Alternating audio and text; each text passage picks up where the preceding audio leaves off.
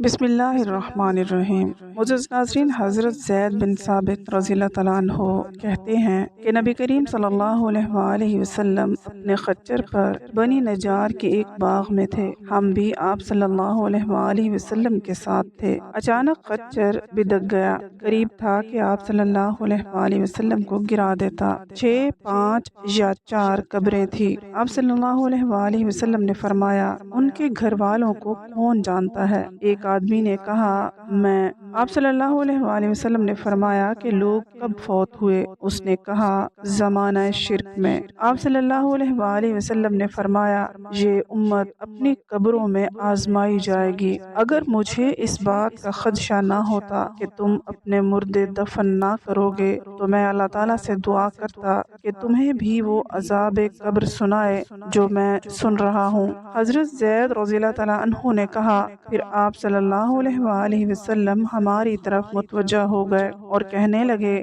آگ کے عذاب سے اللہ کی پناہ مانگو۔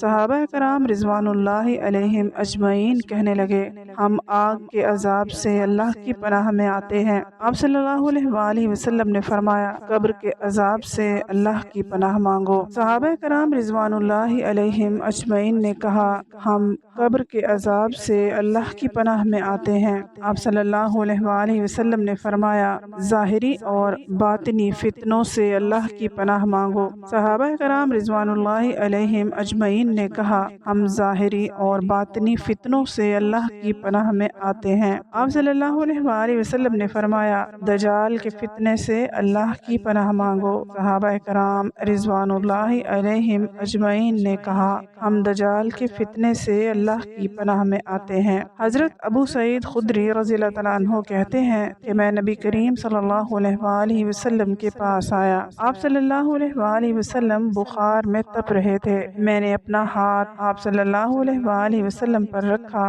تو لحاف کے اوپر سے بخار کی حرارت محسوس کی۔ میں نے کہا، اے اللہ کے رسول صلی اللہ علیہ وآلہ وسلم، یہ کتنا شدید ہے۔ آپ صلی اللہ علیہ وآلہ وسلم نے فرمایا، ہمیں تکلیف بھی دگنی دی جاتی ہے اور اجر بھی دگنا دیا جاتا ہے۔ میں نے کہا، اے اللہ کے رسول صلی اللہ علیہ وآلہ وسلم، لوگوں میں سب سے زیادہ آزمائشیں کس پر آتی ہیں؟ آپ صلی اللہ علیہ وآلہ وسلم نے فرمایا، انبیاء علیہ السلام پر، پھر نیک لوگوں پر۔ کسی کو محتاجی میں آزمایا جاتا ہے، حتیٰ کہ اس کے پاس صرف وہ چادر بچتی ہے جو اسے ڈھانپتی ہے، اور وہ آزمائش میں اتنا خوش ہوتا ہے جتنا تم میں سے کوئی شخص خوشحالی میں مسرور ہوتا ہے۔ اللہ تعالیٰ سے دعا ہے کہ اللہ تعالیٰ ہم سب کو نیک اعمال کرنے کی توفیق عطا فرمائے۔